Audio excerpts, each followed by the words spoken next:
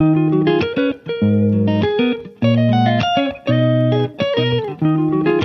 श्रीमन नारायण। नमस्कार दोस्तों, आज मैं आप लोगों को पुरुषोत्तम मास महात्म कथा सुनाने जा रही हूँ। बोलो जय श्रीमन नारायण। पुरुषोत्तम मास महात्म कथा अध्याय 1। कल्प वृक्ष के समान भक्त जनों के मनोरथ को पूर्ण करने वाले, वृंदावन की शोभा के अधिपति, अलौकिक कार्यों द्वारा समस्त लोक को चकित करने वाले वृंदावन बिहारी पुरुषोत्तम भगवान को नमस्कार करता हूँ। नारायण, नर, नरोत्तम तथा देवी सरस्वती और श्री व्यास जी को नमस्कार कर जय की इच्छा करता हूँ।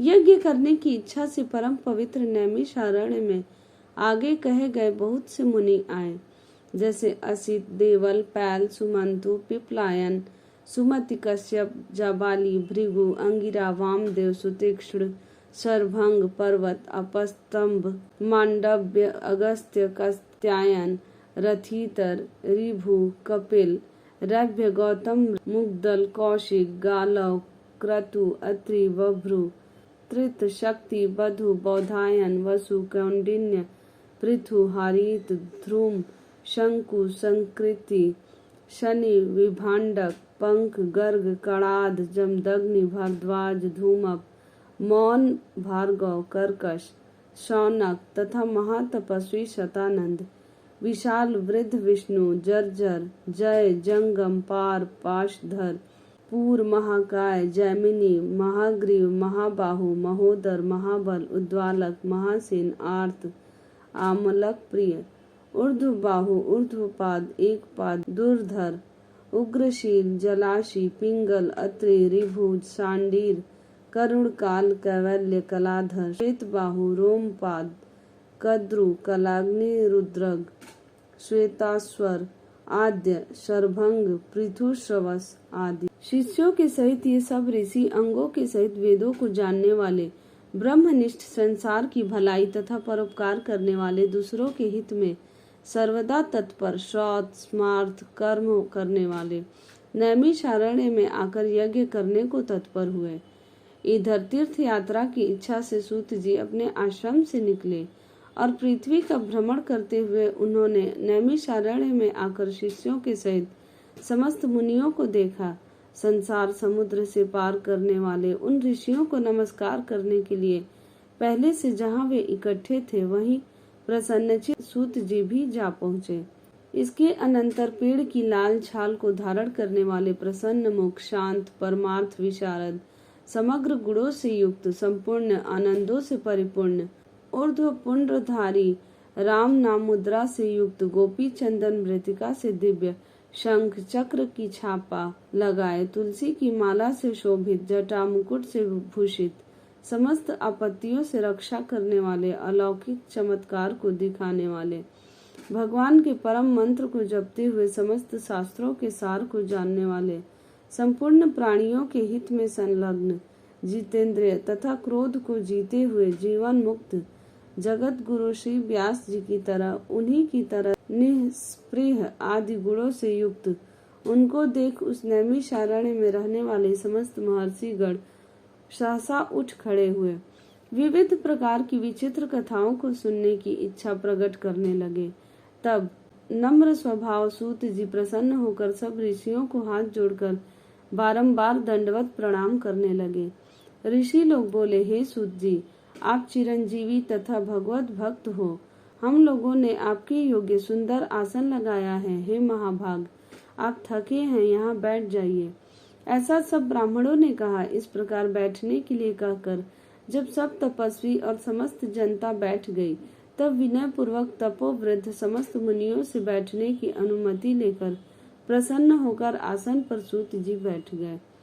तदंतर सूत को सुख पूर्वक बैठे हुए और श्रम रहित देखकर पुण्य कथाओं को सुनने की इच्छा करने वाले समस्त ऋषि यह बोले, हे सूत जी, हे महाभाग, आप भाग्यवान हैं। भगवान व्यास के वचनों के हार्दिक अभिप्राय को गुरु की कृपा से आप जानते हैं। क्या आप सुखी तो हैं? आज बहुत दिनों के बाद कैसे इस वन में पधारे? आप प्रशंसा के पात्र हैं। हे व्यास शिष्य शिरोमणे, आप पूज्य हैं। इस असार संसार में सुनने योग्य हजारों विषय हैं, परंतु उनमें श्रेयस्कर थोड़ा सा और सारभूत जो हो वह हम लोगों से कहिए। हे महाभाग, संसार समुद्र में डूबते हुओं को पार करने वाला तथा शुभ फल देने वाला आपके मन में निश्चित विषय जो हो वही हम लोगों से कहिए। हे अज्ञान रूप अंधकार से अंधे हुओं को ज्ञान रूप चक्षु देने वाले, भगवान के लीला रूपी रस से युक्त परमानंद का कारण, संसार रूपी रोग को दूर करने में रसायन के समान जो कथा का सार है वह शीघ्र ही कहिए। इस प्रकार शौनकादि ऋषियों के पूछने पर हाथ जोड़कर सूत जी बोले, हे समस्त मुनियों, मेरी कही हुई सुंदर कथा को आप लोग सुनिए। हे विप्रो, पहले मैं पुष्कर तीर्थ को गया, वहां स्नान करके पवित्र ऋषियों, देवताओं तथा पितरों को तर्पण आदि से तृप्त करके तब समस्त प्रतिबंधों से दूर करने वाली यमुना के तट पर गया। फिर क्रम से अन्य तीर्थों को जाकर गंगा तट पर गया, पुनः काशी आकर अनंतर गया तीर्थ पर गया, पितरों का श्राद्ध कर तब त्रिवेणी पर गया, तदंतर कृष्णा के बाद गंडकी नदी में स्नान कर पुलह ऋषि के आश्रम पर गया, धेनुमती में स्नान कर फिर सरस्वती के तीर पर गया, वहां हे विप्रो त्रिरात्रि उपवास कर गोदावरी गया, फिर कृतमाला, कावेरी, निर्विंध्या, ताम्रपर्णिका, तापी, वैहायसी, नंदा, नर्मदा, शर्मदा नदियों पर गया, पुनः चरमनवती में स्नान कर पीछे सेतुबंध रामेश्वर पहुंचा, तदंतर नारायण का दर्शन करने के हेतु बद्री वन गया, तब नारायण का दर्शन कर वहां तपस्वियों को अभिनंदन कर पुनः नारायण को नमस्कार कर और उनकी स्तुति कर सिद्ध क्षेत्र पहुंचा।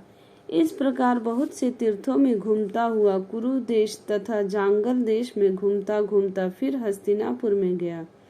हे द्विजो, वहां यह सुना कि राजा परीक्षित राज्य को त्याग बहुत ऋषियों के साथ परम पुण्यप्रद गंगा तीर गए हैं और उस गंगा तट पर बहुत से सिद्धि हैं भूषण, जिनका ऐसे योगी लोग और देवर्षि वहां पर आए हैं।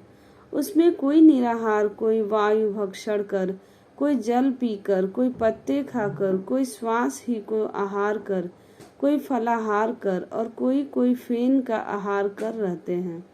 हे द्विजो, उस समाज में कुछ पूछने की इच्छा से हम भी गए।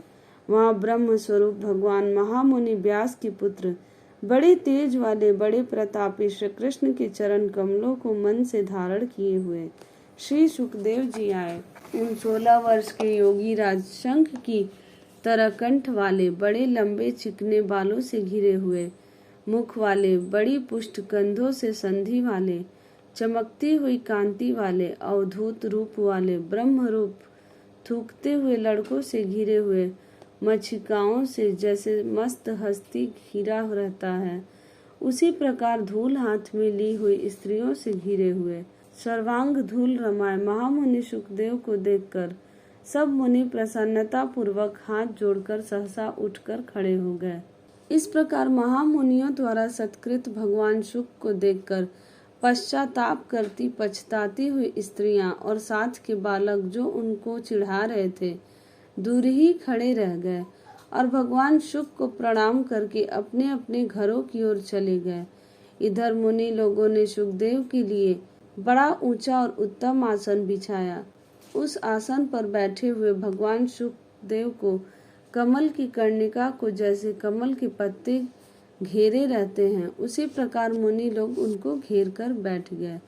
यहाँ बैठे हुए ज्ञान रूप महासागर के चंद्रमा भगवान महामुनि व्यास जी के पुत्र सुखदेव ब्राह्मणों द्वारा की हुई पूजा को धारण कर तारा गणों से घिरे हुए चंद्रमा की तरह शोभा पा रहे थे।